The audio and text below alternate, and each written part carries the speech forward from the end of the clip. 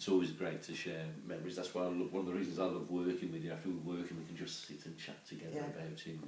I know you've known him longer than me. I think 1984 when I first met Gordon. It was about 1960 something. I can't remember.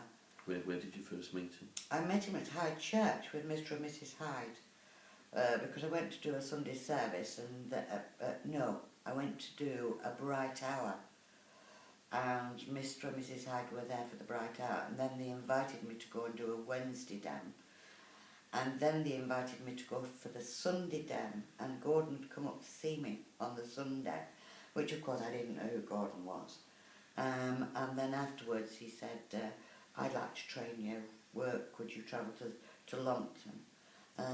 From there I travelled to Longton every week. I had a little tiny Mini and I used to travel down, and so I was with him first as a student. I think I was a student for about 12, 18 months before I can honestly say became a friend, because I was always in awe of him, so I couldn't relax. Well, I met Gordon really in a similar sort of way. My great aunt, who was a medium, Lavinia, she told me she was visiting Longton Church and would I like to go with her, and I said yes, and she says it's Gordon Higginson's church. I didn't know who he was, and he was there, he was chairing.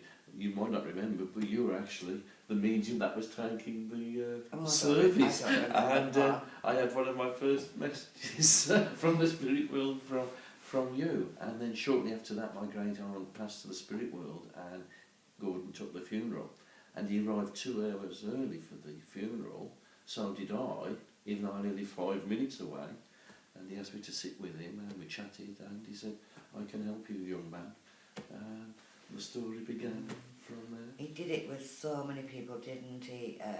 Leonard, I'm trying to Glenn, Gerard, lovely Eileen Davis. Yes, that's right. At the same time with Judith Seaman. There was Simon, Simon James. Actually, with Simon, he hadn't met Simon. I'd seen Simon working, because Gordon used to send me out and say, "Don't come to church today. Go to another church where you know there's a young medium and have a look, and if you think I should look at them, then ask them to come to Longton Church." And that's how he used to do it. He did it, you know. And there was Eamon Downey. Yeah, that's right. So, I mean, when you look at us, that he really was an influence in all our lives, mediumistically. You know, even though through his seminars and lectures and Stansted, he taught many people, he would only take a limited number really in that inner circle. And I understand that now, because I try to do the same, and there's a lot more people who would like me to do that, but you can only do it for so many at a time, because giving that personal really interest. And like you said, it wasn't just our mediumship, he looked at us as a whole. Yes, I remember when I was being trained intuitively to read people, you know, to use the psyche to be able to diagnose, because of course in those days we could diagnose. And he used to say, we're not looking for mediumship, we're looking for the total spiritual soul physical. Look on the 3 levels, because if you don't, you could be leading them up a path that's not right. So you mentioned that you were a student first, then became a good friend. It was a little bit more the other way round for me, because I wasn't really sure I wanted to be a medium anyway.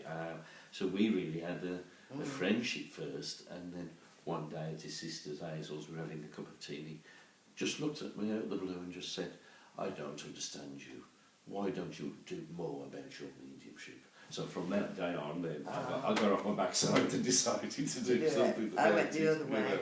And I remember once, because I was always getting lost, I'm not a good traveller at all, and I was going down to Longton Church and got lost. And when I finally found the church and went in, Gordon was on the piano playing My Dearest Dear. Oh, yes. And he said, "I knew this would bring you." I felt as if I was Queen. He had a lovely manner about him, didn't he? I mean, I know you spent a lot of time travelling in the car with him, so did I, but more often driving him, because because he was older when I first knew him. But you know, and I'm sure you may find it the same, that I actually learnt more about mediumship and the spirit in our conversations, driving from place to place. We just come out with things and say things.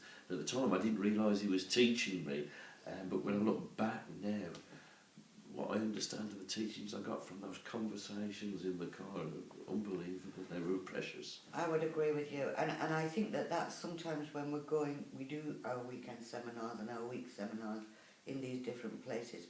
I think sometimes it's when they're having coffee or you're out with them out in the garden and you're just talking. I feel that those are precious moments, because I would not wish to lose those moments I had with Gordon. No, I wouldn't want to lose them at all.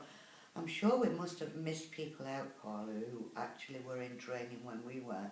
Jill Holland, I'm thinking of. Yeah. There were so many that you can remember that he touched, but he didn't just touch and pass by.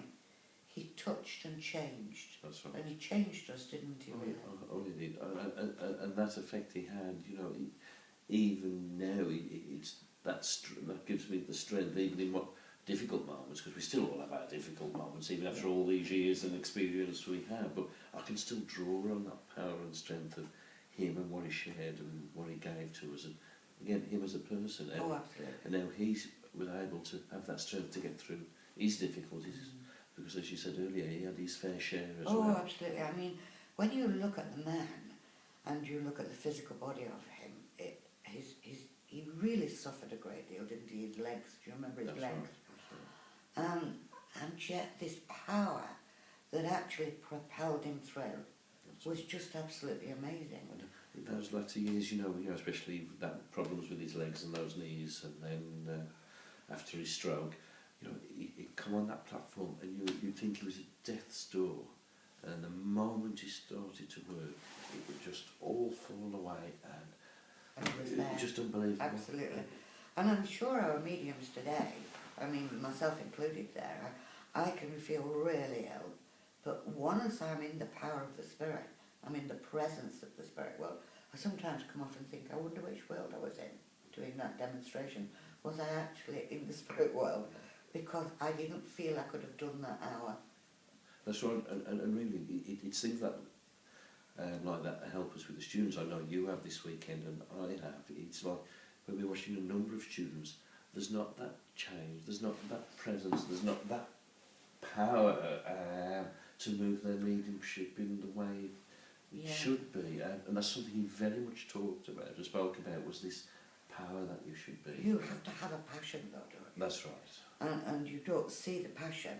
What you see is clouded by worry. So the mind works more than the power works. And I think if there is a problem looming for the future, it is this, that it's become so mechanical in some ways. That's right. Where he really believed in Jesus, he believed in the Bible stories, he believed in Buddha, he believed, and that belief was his passion. That's right. Well, he had no doubt, because the spirit world was more a reality to him often than this physical world, which is actually what he taught anyway. Yeah. But I can always remember in the early years, he always says to me, he says, Paul, just trust, if you know you're in touch with the spirit world, then trust the spirit first. Yeah. And do not allow